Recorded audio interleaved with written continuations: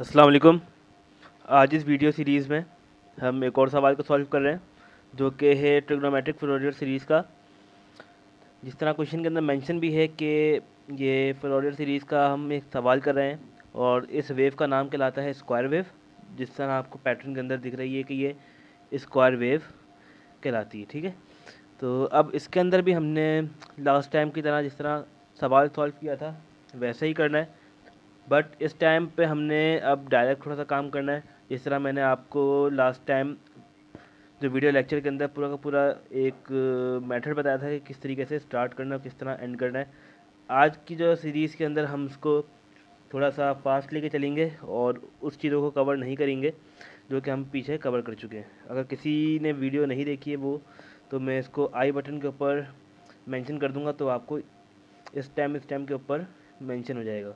ठीक है, तो अब स्टार्ट करते हैं वीडियो। सबसे पहले आपको जो पॉइंट याद रखने हैं, पॉइंट क्या रखना है, जब ट्रिग्नोमेट्रिक फ्लोरियर सीरीज़ निकालना होगा तो आपको ए एन बी एन और इसकी वैल्यूज़ निकालनी है और आपको फाई का एक एंगल निकालना है। वो कैसे निकालेंगे वो अब देखते हैं। सबसे पहले और ए नोट जो कि बेसिक है, ए नोट आपको कैसे निकालना है, ए एन और बी एन, ये हमारे पास बेसिक बिल्डिंग है जिसकी मदद से हम फाई को ड्रॉ करेंगे। चलिए स्टार्ट करते हैं। सबसे पहले तो आपको इक्वेशन लिखनी है, जैसे कि मैंने आपको बताया था कि पीसवाइज फंक्शन के थ्रू हमें इक्वेशन लिखनी होती हैं। तो पीसवाइज फंक्शन होते क्या हैं कि हम अपने एक फंक्शन को पीसेस के अंदर ब्रेक कर लेते हैं, तो उसके मुताबिक हम वहाँ लिख रहे होते हैं। ठीक है, तो सबसे पहले आपको डिटरमाइन करना है आपका टाइम पीरियड क्या है। तो आप टोटल वेव आप कौन सी ले रहे हैं, सबका जो व्यू होता है वो सबका अलग अलग हो सकता है। लेट्स सपोज कि मैं जो वेव ले रहा हूँ वो यहाँ से लेकर यहाँ तक की वेव हो। ठीक है, तो मुझे उसका टाइम पीरियड चाहिए होगा। हो सकता है कि कोई ले रहा हो यहाँ से यहाँ तक और कोई ले रहा हो जिसको यहाँ पे टाइम टी नॉट गिवन है। तो काम हमेशा वो करना है जो कि ईजी रहे और बआसानी हो सके। तो मैं यहाँ से देख रहा हूँ कि टी नॉट यहाँ से लेकर यहाँ तक है, तो मैं यही वाली वेव को यहाँ पे कंसीडर कर लेता हूँ। तो टाइम पीरियड में लिखूंगा, तो अब यहाँ पर आप देखेंगे कि टाइम पीरियड क्या है। यहाँ पर जनरल फॉर्म के अंदर इस बार हमें गिवन है, तो जो टाइम पीरियड है उसको मैंने टी का नाम दे दिया है, यहाँ पर टी नॉट का नाम नहीं दे रहा ताकि थोड़ा सा डिफ्रेंशिएट हम कर सकें। ठीक है, तो मैंने यहाँ पर टाइम को टी नॉट का नाम दे दिया है और अब मुझे चाहिए ओमेगा। ओमेगा मुझे किस तरह मिलेगा, बिल्कुल जिस तरह फॉर्मूला होता है, omega is equal to 2 pi upon t. तो ओमेगा मुझे उस तरीके से मिल जाएगा 2 पाई अपॉन टी। और अब मैं यहाँ पर टी की अगर वैल्यूज पुट कर दूँ तो 2 पाई/टी नॉट मुझे मिल जाएगा और ये रेडियन पर सेकंड होता है। तो मैं यहाँ पर लिख देते हैं कि टी नॉट सेकंड में मुझे मिलेगा और ये रेडियन पर सेकंड के अंदर मुझे ओमेगा की वैल्यू मिलेगी। तो मेरे पास अब ये दो स्टेप हो गए। अब इस स्टेप के बाद अब आपको लिखना है फंक्शन अपना। तो फंक्शन कैसे लिखना है, जहाँ पर आपकी वेव 1 हो रही है और कहाँ पर आपकी वेव 0 हो रही है या नेगेटिव हो रही है। तो आपने देखा कि आपने वेव अपनी ये कंसीडर की है, तो उस वेव को हम प्लॉट करते हैं कि पहले मैं इस पार्ट को ड्रॉ करना चाह रहा हूँ। तो यहाँ पर आप देखें कि वाई एक्सिस के ऊपर क्या वैल्यू गिवन है, क्योंकि ये पैरेलल टू एक्स एक्सिस है जो कि मैंने लाइन को हाईलाइट किया है। तो जो भी वैल्यू होगी वाई एक्सिस के ऊपर वो थ्रू आउट एक्स एक्सिस के ऊपर सेम होगी और उस टाइम पीरियड से। तो यहाँ पर आप देख सकते हैं कि यहाँ पर टाइम पीरियड 0 है क्योंकि स्टार्ट यहाँ से 0 हुआ है और ये T0/2 है। तो मैंने देखा कि यहाँ पर जो वैल्यू है वो क्या है, ए नॉट है। तो वाई एक्सिस के ऊपर ए नॉट है, तो मैं यहाँ पर अपनी इक्वेशन में ए नॉट लिखूँगा और किस टाइम पीरियड से लेकर किस टाइम पीरियड तक, तो 0 से लेकर जो टाइम है मेरा ये T0/2 तक। ठीक है, लास्ट टाइम मैंने बताया था कि हम लेस देन का साइन क्यों इस्तेमाल करते हैं, क्योंकि उस पीरियड के ऊपर आगे दूसरी जो वेव है वो ओपन हो रही होगी। ठीक है, तो एक हमने ये ले लिया। अब ये इसी टाइम पीरियड के नीचे से जब T0/2 है, अब उससे चल रहा है T0 तक। अगर मैं टाइम स्टैम्प पूरा लिख दूँ T0/2 से लेकर T, और ये कहाँ तक चल रहा है, T0 तक चल रहा है। ठीक है, अब मुझे इसका टाइम पीरियड चेक करना है। तो अब मैंने देखा कि जो यहाँ पर जो वैल्यूज़ हैं वो क्या है, यहाँ पर नेगेटिव ए यहाँ पर कॉमन आ रहा है। कॉमन का मतलब है कि वाई एक्सिस के ऊपर वैल्यू मौजूद है। तो अब हमने यहाँ पर लिखना क्या है, नेगेटिव ए मौजूद है क्योंकि इसके पैरेलल है। पैरेलल टू वाई एक्सिस में क्या है, पैरेलल टू एक्स एक्सिस जो इस वाली इक्वेशन है वो क्या है, माइनस है। तो मैंने अपना इक्वेशन तो यहाँ पर सिंप्लीफाई करके लिख ली है। अब मुझे करना क्या है, अब मुझे करना यहाँ पे सिंपल ये है कि अब मुझे कैलकुलेशन करनी है ए नॉट की। तो मैं यहाँ पे सिंपल लिख रहा हूँ फॉर ए नॉट। मैं नहीं लिख रहा कि कैलकुलेशन करनी है डीसी कोफिशिएंट की, क्योंकि ए नॉट हमारे पास डीसी कोफिशिएंट होता है। तो इस तरीके से हमें देखना है। तो अब ए नॉट के बाद अब आपको करना क्या है, अब आपको सिंप्लीफाई करना है। सिंपल ये है, इसकी जो इक्वेशन होती है वो मैं लिख देता हूँ यहाँ पर, इसको ज़रा रब कर लें। तो ए नॉट निकालने का फार्मूला क्या होता है, 1/t, क्योंकि मैंने यहाँ पे टी लिया था, मैं यहाँ पे टी लिखा, टी नॉट नहीं डाला। और टाइम पीरियड क्या था मेरे पास, 0 से टी नॉट तक जितना भी टाइम आता है, और उसको एक्स ऑफ टी से हमने उसको इंटीग्रेट करना होता है, ये डी टी। तो ये मैंने इसका बेसिक फार्मूला लिख दिया है। अब हम इसको अपने इस फंक्शन के मुताबिक लिखेंगे तो देखते हैं क्या बनता है। तो मैंने ए नॉट लिखा, ए नॉट के बाद 1 टाइम पीरियड क्या था मेरे पास, टी नॉट, तो मैंने टी नॉट लिख दिया और एक ब्रैकेट लगा दी, क्योंकि मेरे पास दो फंक्शंस आए हैं तो दो फंक्शन को अलग अलग टाइम पीरियड के ऊपर लिमिट करना होगा। तो मैंने ए बाहर लिखा, क्योंकि एक कांस्टेंट नंबर है तो मैंने इसको बाहर लिख दिया है। तो टी नॉट बाई 2, और यहाँ पर सिंपल क्या बन जाएगा, 1 आएगा, और डी टी। इसी तरीके से बिल्कुल आपको लिखना होगा। अब ये माइनस ए यहाँ पे असल में आ रहा था, तो ऐसा करते हैं कि माइनस ए मैं अब यहाँ पे लिख देता हूँ, ताकि नेक्स्ट स्टेप के अंदर समझ में आ जाएगा कि माइनस माइनस क्या हो जाएगा, प्लस माइनस माइनस। तो इसलिए यहाँ पर मैं माइनस फॉर्म में लगाऊंगा और ए बाहर की तरफ कर रहा हूँ। तो माइनस ए बनाइए, और टाइम पीरियड क्या बनेगा, टी नॉट बाई 2 से लेकर टी नॉट तक, ठीक है, और डी टी। तो ये कुछ बन गया है मेरे पास मेरा फंक्शन। अब यहाँ पर मुझे करना क्या है, अब मुझे यहाँ पे सिंपल इसको इंटीग्रेट करना है। अब जब मैं इसको इंटीग्रेट करूँगा तो 1/t0 तो एज इट इज़ आ गया, और जब इसको इंटीग्रेट करूँगा तो a, और इसको इंटीग्रेट करने के बाद t बनेगा, और लिमिट बन गई है t0/2 से 0, ठीक है। सिंपल माइनस साइन इसका, फिर a नॉट ये आ गया, फिर सिंपल t ये आ गया दोबारा, और अब इसका टाइम पीरियड आ गया t से लेकर t0/2 तक। तो अब हम करते क्या हैं, अब हम यहाँ पर इसकी लिमिट पुट करते हैं और अपने आंसर को वेरीफाई करते हैं कि ए नॉट हमारा क्या आएगा। तो ए नॉट 1/t0 लिखा मैंने यहाँ पर सिंपल करके, और वैल्यूज जब मैं प्लेस आउट करूँगा तो पहले आएगा t0/2 minus 0, upper limit minus lower limit, and then minus फॉर्मूले का, फिर ए निकाला कॉमन, फिर यहाँ पर t0 माइनस t0/2।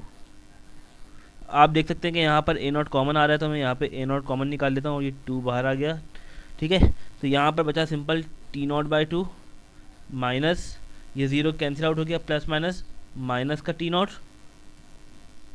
माइनस का t0, और माइनस माइनस प्लस हो जाएगा, तो plus t0/2, plus t0/2 plus t0/2, ये बनेगा t0, और ये प्लस माइनस 0 हो जाएगा। तो ये अल्टीमेटली क्या बन जाएगा, ये 0 बन जाएगा। कैसे,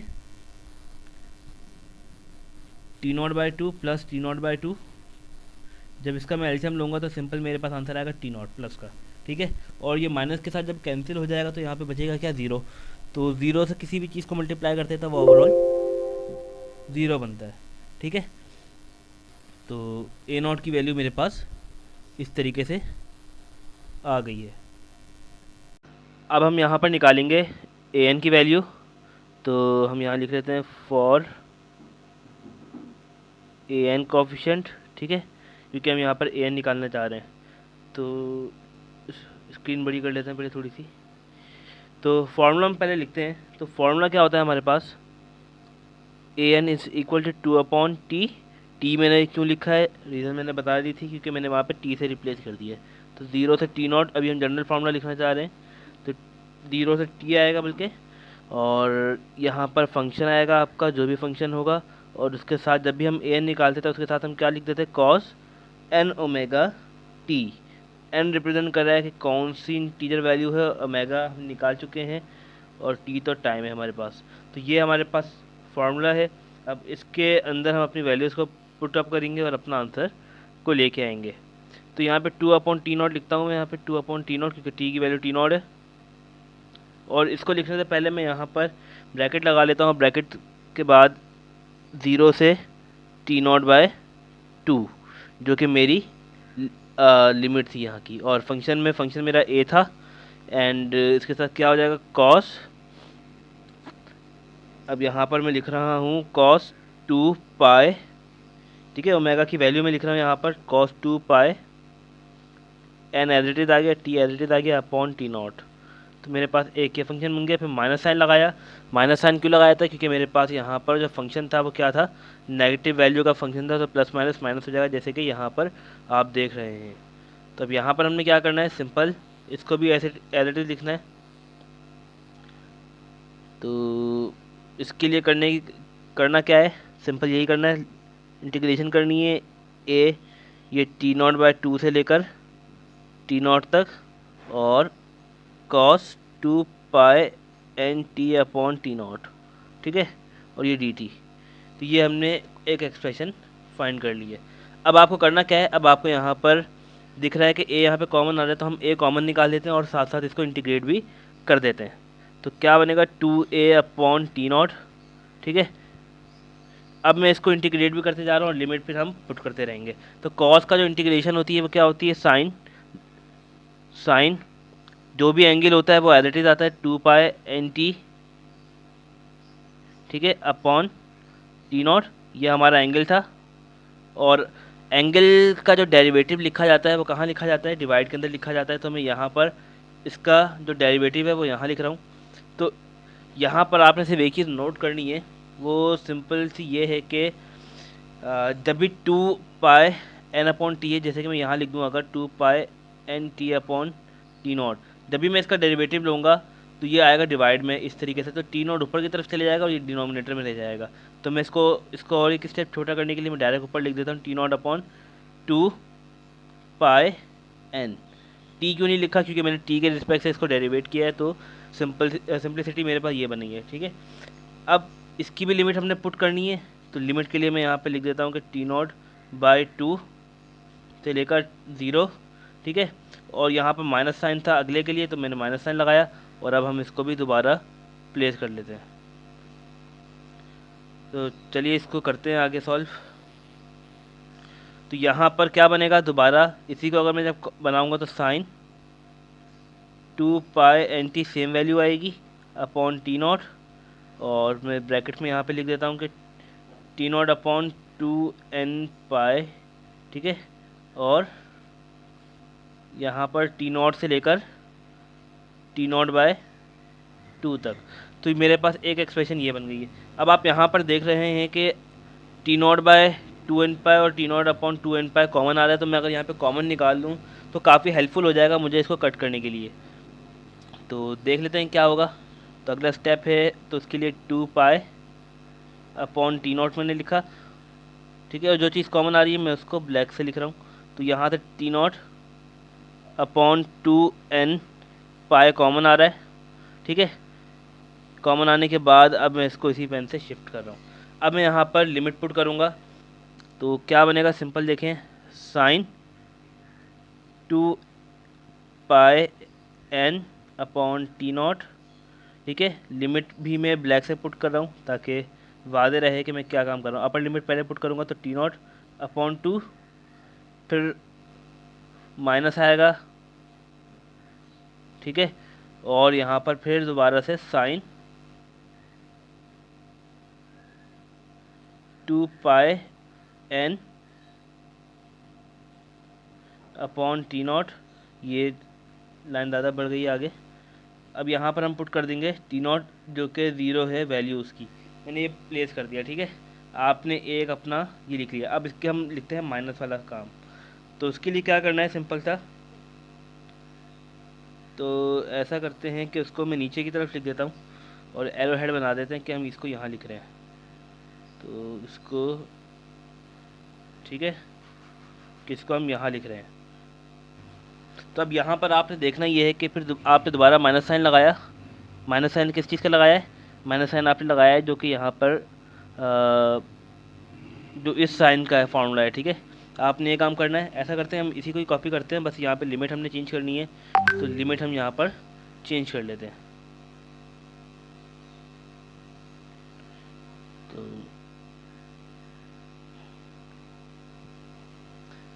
तो यहाँ पर मेरे पास ये बन गया है, ठीक है। अब हमें सिर्फ एक लिमिट ही चेंज करनी है। तो लिमिट चेंज करने के लिए सबसे पहले तो आपको अपर लिमिट पुट करनी थी जो कि थी t0, ठीक है। तो t0 हम यहाँ पर रख देते हैं। तो t0 आ गया यहाँ पर अपर लिमिट का, सेकंड उसका। एंड देन दूसरे फंक्शन में था T not by two, T not by two. अब जो चीज़ कैंसिल हो रही है हम उसको पहले कैंसिल आउट कर लेंगे और देखते क्या चीज़ बचती है। तो टी नॉट से टी नॉट कैंसिल, टू से टू कैंसिल, ठीक है। ये वाला फंक्शन पूरा का पूरा ज़ीरो हो जाएगा। तो मैं इसको ऐसा करता हूँ कि यहाँ पर लिख देता हूँ ज़ीरो, क्योंकि साइन ज़ीरो ज़ीरो ही होता है, ठीक है। तो ये फंक्शन पूरा का पूरा ज़ीरो हो गया है। तब सिंपल यहाँ पर टी से टी नॉट कैंसिल हो गया and same as it is यहाँ पर टी नॉट से टी नॉट, टू से टू कैंसिल हो गया। तो और यहाँ पर आप देखें तो टी नॉट से टी नॉट कैंसिल, टू से टू कैंसिल। तो क्या बचा हमारे पास, तब हम वो लिखते हैं ए अपॉन एन पाई बचा मेरे पास, ए अपॉन एन पाई ब्रैकेट, यहाँ पर क्या बचा साइन एन पाई, पहली वैल्यू में साइन एन पाई, और फिर जो दूसरी वैल्यू थी वो तो हो गई थी ऑलरेडी ज़ीरो। अब यहाँ पर आ गया minus, minus two n pi minus sine two pi n, ठीक है, and minus sine pi n. अच्छा, ये माइनस माइनस क्या हो जाएगा, प्लस हो जाएगा, प्लस साइन पाई एन। अब सब जानते हैं कि जो साइन की जो वैल्यू होती है वो 180 पर क्या होती है, ज़ीरो होती है। तो जब भी आप इसका इंटीजर मल्टीपल भी रखेंगे, जैसे कि आप पहली वैल्यू का देखें, यहाँ पे है साइन 180, ठीक है, साथ में एन भी लगा हुआ है। अगर मैं यहाँ पर एन की वैल्यू 1 पुट कर दूँ तो साइन हो जाएगा 180, और साइन 180 होता है ज़ीरो, ठीक है। अब इसी तरीके से आप पुट कर दें एन की वैल्यू 2, तो आपका आंसर क्या आएगा, ज़ीरो, क्योंकि साइन 2 पाई क्या होता है, ज़ीरो। इसी तरह आप 3 पाई रखेंगे तो वो भी ज़ीरो आएगा। तो सेम एज इट इज़ जो जितने भी यहाँ पे आपको फंक्शन दिख रहे हैं ये सारे के सारे ज़ीरो हो जाएंगे। तो आप एक स्टेप में बता सकते हैं कि यहाँ पर इसका मतलब क्या है। तो sine pi n is equal to zero और sine two pi n is always is equal to zero, ठीक है। कि आप कैलकुलेटर में डाल के रखें साइन 2 पाई, साइन 3 पाई, 4 पाई, कुछ भी आप डालेंगे तो आपको आप डिज़ायर्ड आंसर मिल जाएगा। तो इन शॉर्ट ये बनेगा क्या, a n is equal to zero. तो आपने यहाँ पर ए एन की भी वैल्यू निकाल ली है। अब सेम एज इट इज़ अब आपको काम करना है बी एन के लिए। तो बी एन के लिए काम किस तरह करना है वो देख लेते हैं। तो फॉर बी एन, ठीक है, जब बी एन के लिए काम करेंगे तो फंक्शन भी सेम रहेगा, बस वहाँ पर साइन की अमेंडमेंट हो जाएगी। तो ऐसा करते हैं कि यही चीज़ हम कॉपी करके चलते हैं नीचे, ताकि ज़्यादा काम ना करना पड़े और वीडियो भी इजीली कंप्लीट हो जाए। तो कुछ नहीं करना, बस हम यहाँ से ऐसा करते हैं, कॉपी करते हैं,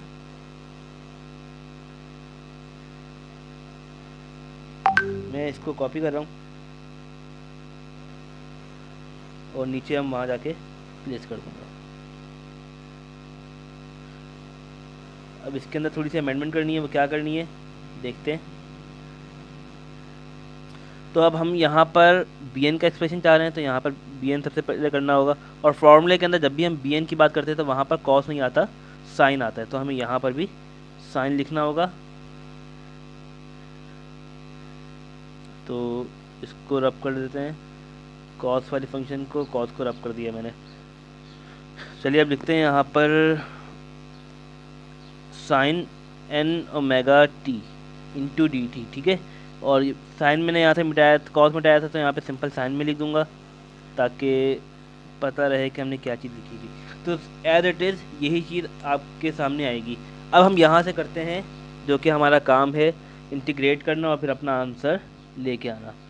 तो अब इसको इंटीग्रेट किस तरह करना है, किस बिहाफ पे करना है, वैसे ही करना है जिस तरह भी हमने ए एन के लिए काम किया था। तो बी एन किसके बराबर है, सिंप्लीफाई आप करेंगे तो आप यहाँ से ए कॉमन निकाल लें तो 2a अपॉन टी नॉट बनेगा, ठीक है। तो 2a अपॉन टी नॉट बनेगा।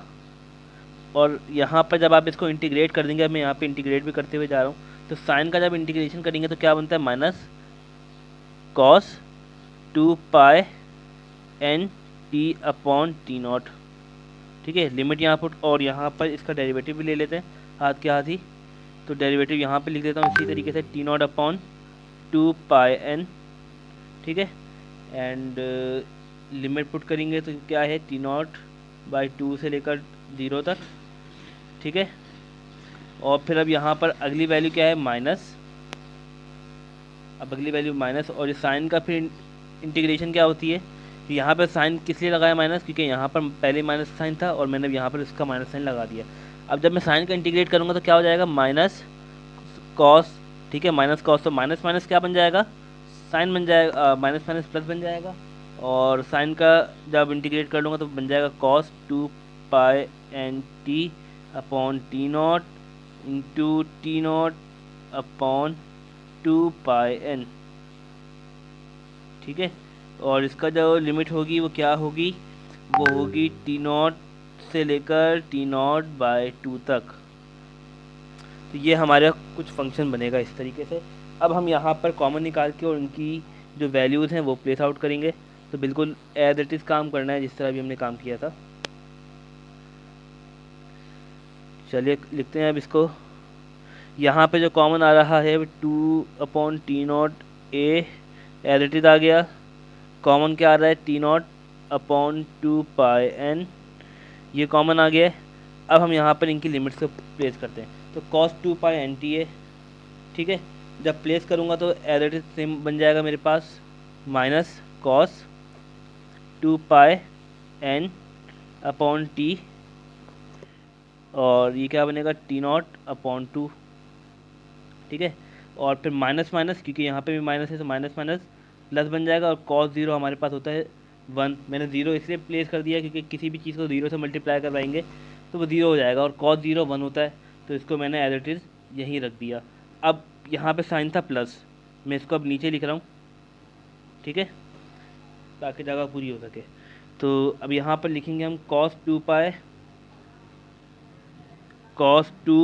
पाई n अपॉन, इसको और ऊपर कर लेते हैं थोड़ा सा, अपॉन T0 बनेगा।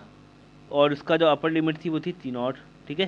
फिर माइनस ब्रैकेट लगा लेते हैं ताकि कन्फ्यूजन ना हो, cos 2 पाई n upon T0 into T0/2, ठीक है। तो ये हमने काम कुछ कर लिया। अब यहाँ पे हम कैंसिल आउट कर लेते हैं सीधे, T0 से T0 कैंसिल, 2 से 2 कैंसिल हो गया, T0 से T0 कैंसिल हो गया, T0, ये सारी चीज़ें कैंसिल हो गई हैं। सेम इसी तरीके से हमने ये चीज़ कैंसिल आउट कर ली।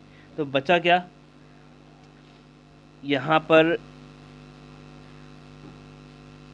a अपॉन n पाई, ये बचा, ठीक है। और क्या बचा है हमारे पास, ऊपर देख लेते हैं।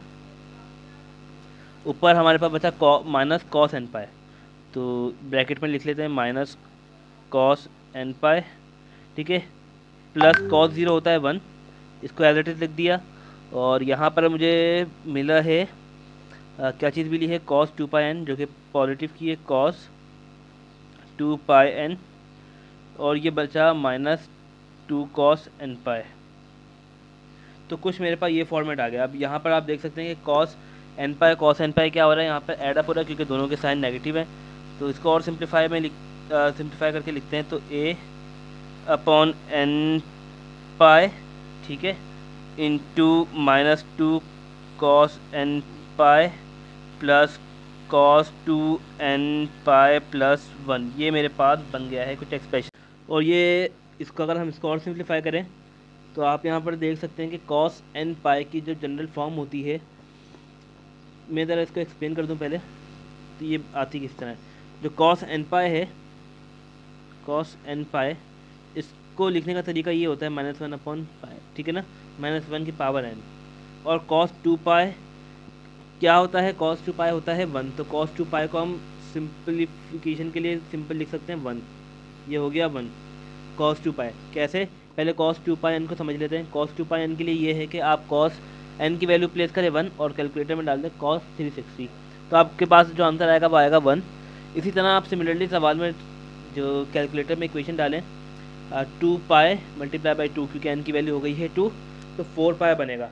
तो cos 4 पाई होता है 720, ठीक है ना, 720 cos 720, वो भी 0 आएगा। तो आप इसके जितने भी इंटीजर मल्टीपल डालेंगे तो वो आपके पास आंसर में देंगे 1। लेकिन अगर हम इसकी बात करें cos n पाई की, अगर आप यहाँ पर cos की वैल्यू 1 पुट करें, ठीक है, तो आप जब बनेगा क्या, cos 180, cos 180 होता है -1, जो कि आपको -1 आंसर देगा। ठीक है, अभी जब मैं यहाँ पे 1 की वैल्यू प्लेस कर देता हूँ, तो अब जब मैं यहाँ पर n की वैल्यू क्या प्लेस करूँगा, 2, तो cos 2 पाई क्या होता है, 1। तो देख रहे हैं कि ये ऑल्टरनेट हो रहा है, पहले -1 आया, -1, फिर आ गया 1। फिर जैसे ही मैं cos की वैल्यू 3 पुट करूँगा तो cos 3 पाई क्या होता है, -1। आप चेक करें कैलकुलेटर में डाल के, आपको पता चल जाएगा। ठीक है, फिर -1 +1 ऑल्टरनेट आपके पास वैल्यूज़ चल रही होंगी। तो इसको हम जनरल फॉर्म में करने के लिए क्या करते हैं कि हम -1 लिखते हैं, जो फंडामेंटल होता है cos पाई की वैल्यू क्या होती है, -1। एन हमने लगा दी उसकी पावर, ताकि अगर इवन पावर होगी तो वो ऑटोमेटिकली क्या कर देगा, -1 को 1 बना देगा। ठीक है, जैसे कॉस की वैल्यू क्या हो गई, 2 पाई, तो 2 पाई होता है 1। अब एन की वैल्यू मैंने यहाँ पे रख दी 2, तो किसी भी चीज़ की पावर अगर इवन है तो वो फंक्शन को क्या कर देती है, पॉजिटिव बना देती है। तो इसी तरीके से हम यहाँ पर कर लेते हैं a/n पाई। ठीक है, a/n पाई के बाद मैंने यहाँ पर लिखा -2, और -1 यहाँ पर लिखा है cos n पाई की जगह, और यहाँ पर n मैंने लिख दिया, +1 + 1 क्या होता है, 2 होता है, तो मैंने इसको 2 को इस फॉर्मेट में लिख दिया। अब मैं चाहूँ तो यहाँ से 2 कॉमन निकाल दूँ और इसको सिंप्लीफाई कर दूँ, तो बी एन की जो फाइनल एक्सप्रेशन आएगी वो क्या आएगी, 2a/n पाई। ठीक है, अब यहाँ पे इसको मैं रीअरेंज करके अगर लिखना चाहूँ तो 1 माइनस इस तरह भी लिख सकता हूँ। ठीक है, क्योंकि मैंने इसको अरेंज कर लिया, मैंने 2 पहले लिख दिया और इसको मैंने बाद में लिख दिया। तो मेरे पास जो बी एन के फाइनल एक्सप्रेशन आई है वो कुछ ये आई है। तो इसकी मदद से अब हमने अपने प्लॉटिंग का काम करना है। ठीक है, और फिर स्पेक्ट्रम वगैरह हर चीज़ों को देखना है। तो इन एक्सप्रेशन की मदद से हम अपनी सारी की सारी वैल्यूज़ निकाल सकते हैं। मैं आपको एक दो वैल्यूज़ निकाल के दिखाता हूँ, ताकि फिर हम अपना प्लॉटिंग को कर सकें। जब मैं b1 रखूँगा तो 2a/n की जगह 1 आएगा, तो सिंपल पाई आ गया, और 1 - 1, अब n की वैल्यू क्या रखूँगा, 1। तो किसी भी 1 की पावर 1 क्या होती है, 1 होती है, तो माइनस माइनस प्लस, तो ये 2 बन गया, तो 2 2 4, 4a/पाई। ठीक है, अब आप b की वैल्यू 2 प्लेस करके देखें क्या बनेगा, 2a/2 पाई, n की वैल्यू 2 हो गई है, 1 माइनस 1 की पावर 2, तो ये पॉजिटिव हो जाएगा। जब पॉजिटिव वैल्यू हो जाएगी तो ये वाली वैल्यू और ये वाली वैल्यू कैंसिल हो जाएगी, तो इनडायरेक्टली आपको आंसर 0 मिलेगा। तो मैंने इसके आंसर निकाले हुए हैं, तो इसके हम चेक कर लेते हैं चीज़ें। इसको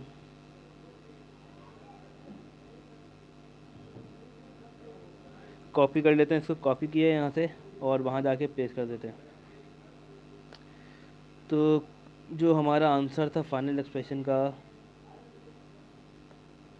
उससे भी मैच कर लेंगे ताकि एक क्लैरिफिकेशन होगी। तो इसको बड़ा कर लेते हैं, और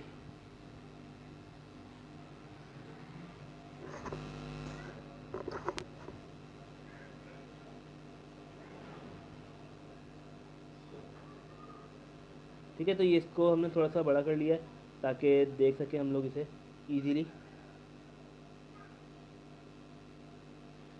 तो ये हमारे पास वैल्यूज थी जो कि हमने अभी निकाली थी। जैसे कि बी एन का आप फाइनल एक्सप्रेशन देख रहे हैं कि हमारे पास ये बना है। ठीक है, अब करना क्या है इसके अंदर, सिंपल। अब आपने यहाँ पर b1 की वैल्यू निकाली जो कि हमारी आई थी 4 पाई/पाई। ठीक है, अच्छा मैंने इस एक्सप्रेशन को इसके अंदर भी लिखा हुआ है, आप यहाँ पर देख पा रहे होंगे। मैंने यहाँ पे पॉइंट के अंदर वैल्यूज़ निकाली हुई हैं पहले से, तो ये आप पॉइंट के अंदर वैल्यूज़ पहले से ही निकाल लीजिएगा ताकि आप लोगों को प्लॉटिंग के दरमियान मसला ना है। और जहाँ पे मैंने वैल्यूज़ नहीं लिखी हैं वहाँ पे आप चेक करें कि वहाँ पर वैल्यूज़ क्या हैं, अल्टीमेटली 0 हैं। तो अब हम यहाँ पर प्लॉटिंग को देख लेते हैं कि प्लॉटिंग अब किस तरीके से होगी। तो सबको मालूम है कि प्लॉटिंग जो होती है वो 3 चीज़ों की मदद से की जाती है, ए एन, बी एन और ए नोट की मदद से। तो हम पहले स्पेक्ट्रम जो बनता है एम्पलीट्यूड स्पेक्ट्रम, ए नोट का और ए एन का एक साथ बनता है, जैसे कि हमने पहले ही डिस्कस किया था। और अब हम यहाँ पे पॉइंट मार्क कर रहा हूँ, 1 2 3 4 5 6 7 8 9 10। मैं 10 वैल्यूज़ का ही ले लेता हूँ ताकि कन्फ्यूजन ना हो। और मैंने यहाँ पर बताया था n रेडियन पर सेकंड लिखना है, मतलब कि n ओमेगा। ठीक है, यहाँ पर वैल्यू 1 2 3 4 5 6 7 8 9 और ये 10, इस तरीके से लिखेंगे तो काम आसान हो जाएगा। और बस आपको एन ओमेगा यहाँ पे लिखना पड़ेगा। अब यहाँ पर हम जो ए एन की जो आंसर आया था हमारे पास 0 आया था, और ए नॉट का आंसर भी हमारा 0 आया था। तो हम यहाँ से देख लें, ए नॉट हमारा है 0 और ए एन मेरा क्या आया था, 0 आया था। तो अब यहाँ पर हम जब इसको प्लॉट करेंगे तो ए एन का जो आपने जो एक्सप्रेशन लगाया है, ए एन आपने सिंपल यहाँ पे इसको 0 करना है, ठीक है। ये आपने 0 बना दिया है। अब आपको करना क्या है, अब ए एन की सारी वैल्यू 0 आई थी, तो आपने 1 से लेकर 10 तक सारी की सारी वैल्यूज़ पे क्या करना है, आपको अपने पेंसिल से या किसी भी पेन से, जिससे भी आप करना चाहें, उससे आप अपना डॉटेड लाइन बना दें, ताकि पता चल जाए कि इस वैल्यूज़ के ऊपर जो आपका वेव बनी थी वो किस तरह थी, यहाँ पर 0 0 थी। तो इस तरह आपने एम्पलीट्यूड स्पेक्ट्रम बना लिया है ए एन और ए नॉट का, ठीक है। एम्पलीट्यूड स्पेक्ट्रम है ये। तो अब है बी एन की बारी। तो बी एन के लिए दोबारा से ड्रॉ करेंगे, और ये बी एन आ गया मेरे पास, ठीक है। फिर 1 2 3 4 5 5 6 7 8 9 मैंने इस तरह रफ्ते ले लिए, 1 2 3 4 5 6 7 8 9, और मैंने 10 नहीं लिया। यहाँ पर भी एन ओमेगा रेडियन पर सेकंड, यूनिट डालना नहीं भूलना, ठीक है। तो अब आपको करना क्या है, सिंपल जो वैल्यूज़ निकाली थी उसकी मदद से अब हमने इसको सॉल्व करना है। तो इसको मैं नीचे ले आता हूँ ताकि प्लॉट करने में आसानी, और मैं 4 से 5 वैल्यूज़ को प्लॉट करूँगा ताकि हम अच्छे से समझ सकें कि करना क्या है। तो आप देख रहे हैं कि जो B1 का जो पहला आंसर था, जो B1 था, उसकी वैल्यू आई है 1.273, ठीक है। तो अपने हिसाब से मैं मार्क कर लेता हूँ कि यहाँ तक मेरा क्या है, यहाँ तक मेरा 1 है और ये मेरा 1.23 है। तो मैं यहाँ पर इसको मार्क कर लेता हूँ। मैंने यहाँ पर एक पॉइंट मार्क कर लिया, ठीक है। अब B2 आप देख रहे हैं कि B2 मेरे पास है 0, तो मैंने इसको मार्क कर लिया 0 पे, ठीक है। फिर थर्ड वैल्यू है मेरे पास 0.424, तो 1 मेरा ये था, तो 0.5 मेरा ये होगा, तो इससे थोड़ा सा नीचे मैं अपना पॉइंट को मार्क कर लेता हूँ। मैंने इस तरह पॉइंट मार्क कर लिया। फिर जो अगली वैल्यू क्या है, 0 है मेरे पास, ठीक है ना। अगली वैल्यू मेरे पास है 0, तो मैंने यहाँ पे 0 पे पॉइंट मार्क किया। फिर देन अगली वैल्यू है मेरे पास 0.254, तो इसका आधा होगा क्योंकि 0.5 था, तो ये इसका आधा मैंने और यहाँ पे अपनी वैल्यूज़ कर दिए। देन उसके बाद दोबारा बस वैल्यू 0 आ गई है, ठीक है। इसी तरह आपने 7 8 9 10 के लिए करना है। तो जगह कम है तो मैं कम ही ड्रॉ करवा रहा हूँ, और यहाँ फिर आपको करना क्या है, इस एक स्ट्रेट लाइन स्केल की मदद से ड्रॉ करनी है। इतना सा काम आपने करना है, ठीक है। अब 7 में मैं वैल्यू पुट करवा देता हूँ, 0.18 है, जो कि हम देख भी लेते हैं ठीक से। तो 0.18, ये इसको ऐसा करते कि बना ही लेते हैं। 0.18, ऊपर वाली वैल्यू थी 0.24, अब इसकी वैल्यू हो गई है आधी और, तो मैंने इसको यहाँ पे प्लॉट किया और मैंने एक स्ट्रेट लाइन डाल दी है, ठीक है। और फिर 8 के ऊपर फिर मेरा जो आंसर है वो क्या है, 0 है, तो मैंने यहाँ पर एक आंसर मीन्स कि एक डॉट और डाल दिया है। अब B9 का जो आंसर है 0.154, तो यहाँ पर एक और छोटी सी लाइन आएगी जो कि मैंने ड्रॉ कर दी। 10 के ऊपर फिर दोबारा 0 हो जाएगा, मैंने वो डॉट बना दिया। तो इस तरीके से मैंने BN का भी स्पेक्ट्रम बना लिया है, ठीक है। जिस तरह आपको दिख रहा है, ये AN का स्पेक्ट्रम हो गया, AN और A नॉट का, और ये हो गया हमारे पास BN का एक्सप्रेशन। अब बात कर लेते हैं जो कि मेजर है एंगल की। एंगल किस तरह ड्रॉ होगा, फाई एन जिसे हम कहते हैं, ठीक है। उसके लिए भी मैं यहाँ पर ड्रॉ कर लूँ 3 4 5 6 7 8 9 यानी 10, और एन ओमेगा यहाँ पर यूनिट आप लोग लिख लेना लाजमी, ठीक है।